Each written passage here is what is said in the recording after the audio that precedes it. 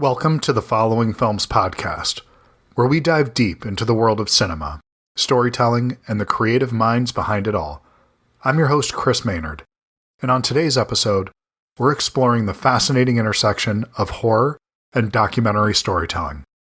Joining me is acclaimed author Elizabeth Hand, here to discuss her participation in First Word on Horror, a gripping new documentary horror series available to stream on Substack. The series features intimate and insightful interviews with some of the genre's most compelling voices, including Stephen Graham Jones, Paul Tremblay, and of course, Elizabeth Hand herself. To watch her episode and explore more from First Word on Horror, head over to etchstudio.substack.com. Hope you enjoy the show. Thanks.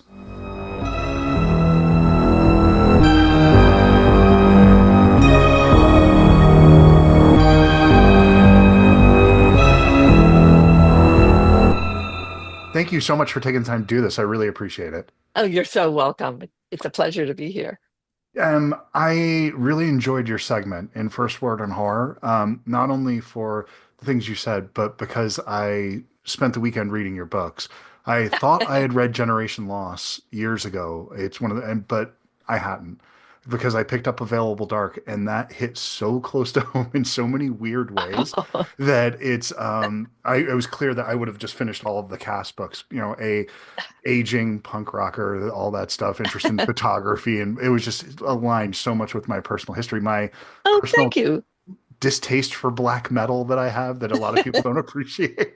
So I'm just wondering if you could talk about. I think you're a very genuine and authentic writer, and is that due to the something you talk about where you inject a lot of yourself into your writing? Yeah, well, thank you. I'm so glad that you found the book and liked it. Uh yeah, I mean, I would hope that most writers are genuine and authentic. It would be, I think one would not be a very good writer if one was not genuine and did not to some degree feel deeply about what they were doing. But I do have I find that my work, I think, is most effective and resonates most with readers when it does draw on my own experience. I mean, that was something that I discovered with my fourth novel, Waking the Moon, which had a lot of autobiographical elements in it. And it was something that I was surprised because there had been some sort of flickers, not many, in earlier works of mine, more in my short stories than in my first three novels.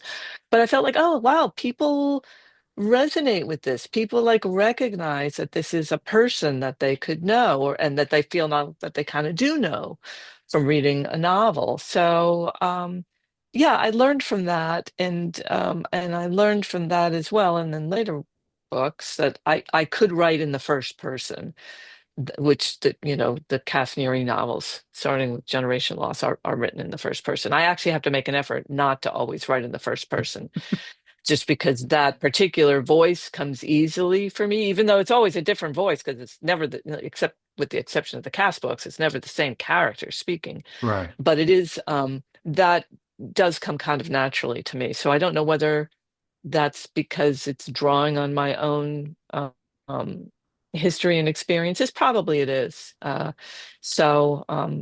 but it was something that, I thought, okay, all right, this is an arrow in my quiver that I can make use of. Don't want to use it too often, but it's something that, that I can be good at it, if I do it right.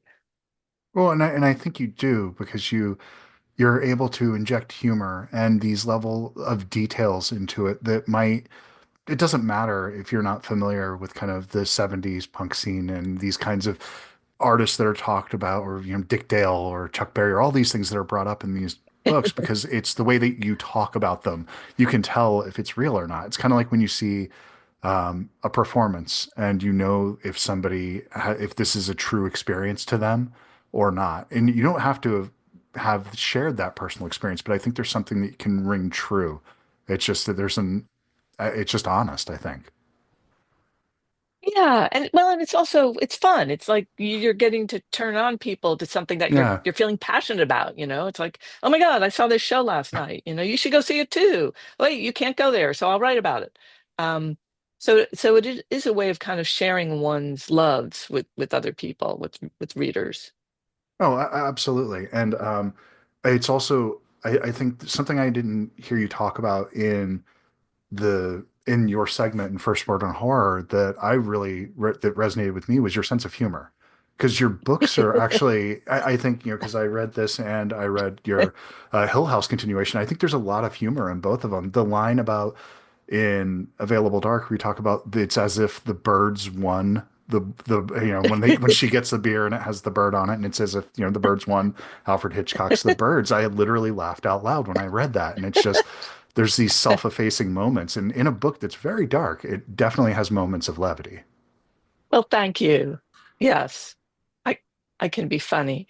I have to keep it under wraps a lot, but no, that's I was the person in school who would be kind of sitting there talking under my breath. I wasn't the class clown, but I would be saying things under my breath to make other people laugh, and then just kind of looking like da, da, da, da. Somebody else who would repeat it out loud and get a bigger laugh. But it originated with me, and I knew that. But yeah, and with Cass and the Cass books, I mean, Cass is such a pain in the ass, Oh yeah. you know. And she's also, she's a very damaged person. She's a dark person. She's had really kind of a sad, tormented life, a lot of it her own doing. And so her sense of humor is really, that's kind of her saving grace and also one of her superpowers. I mean, she's got this ability to sense damage, and she's got this eye for photography and for finding, the beauty in the bleak shit, as she calls it. But her sense of humor is what redeems her, because otherwise, nobody's if she didn't have that, nobody's going to want to hang around with her. If you're with that person in a bar or something, you'd be like, oh my God, get me out of here. So, um, but she was somebody, I found that voice really easy to channel because that actually is very close to my own voice. And when I do readings uh, from that, I grew up in the New York metropolitan area in Yonkers. So I used my voice from back then, and people are always like, do a double take because it doesn't sound like what I actually sound like at all. But I just, I remember at some point I heard that voice in my head when I was trying to write the novel that became Generation Loss. Believe it or not, that book, the original title for that book, it was going to be kind of a contemporary urban fantasy, sort of like Waking the Moon or Black Light or Hmm. Mortal Love, some of my other books. And the original title was Crossing the Dream Meridian, which I still think is a pretty good title.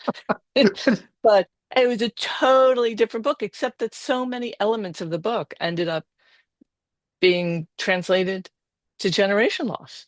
It's Yeah. just it went from being, this very sunlit kind of novel to being this very dark novel.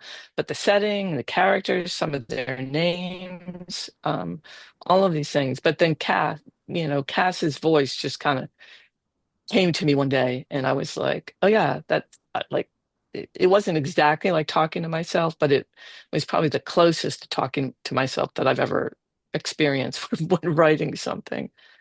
So, what is it about darker themes that draws you in to write about those? I know why I read those.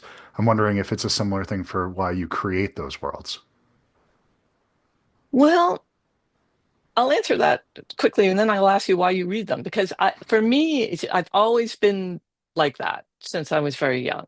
Yeah. I've just been, drawn to scary things. I just loved scary movies. I loved scary, I loved bats. I loved, you know, uh, scary stories when I was old enough to read them. I loved scary, fairy tales. I loved all that stuff.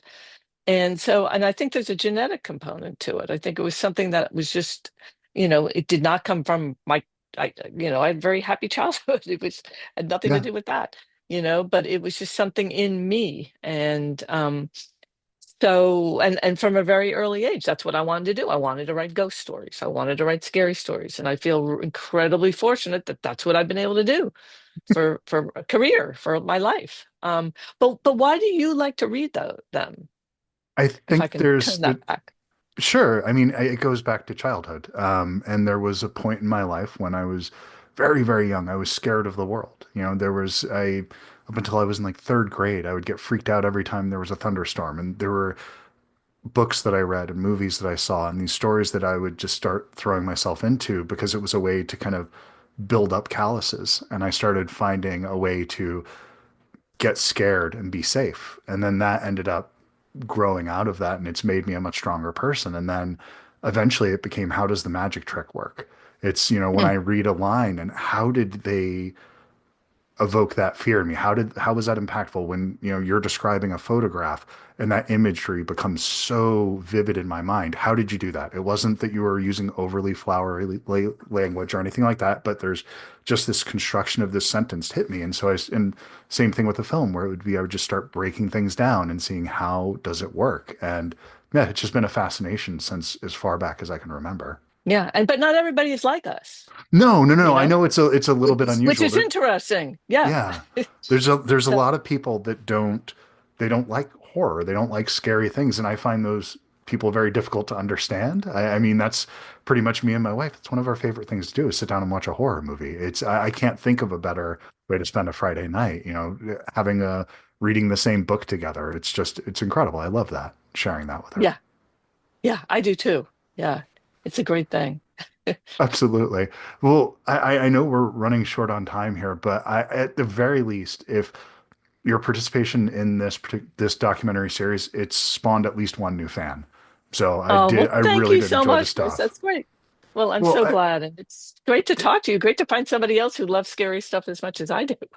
it's I love scary stuff. I love punk rock music. I love photography. I also love the 13th floor elevators. I don't hear that referenced very often. Oh, So it's when I hear those little things that, that pop out and it's, oh, I know exactly what this is. And it gives that warmth in a way, which is probably not the reaction most people get from reading your stuff, but it does feel very warm and familiar to me in a lot of ways. I think when I was 20 years old, Cass is absolutely the wrong girl I would have had a crush on.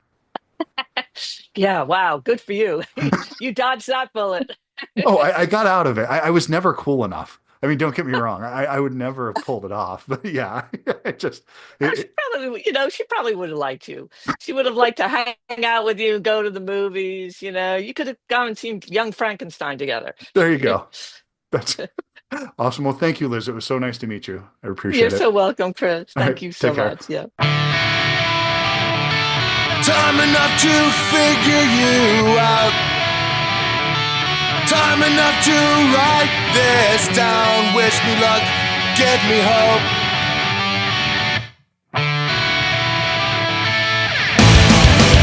So I fall one more time, and I'll say I can't save you. Fell down into the bathroom, fade out into the background. Get up and fall down again. So I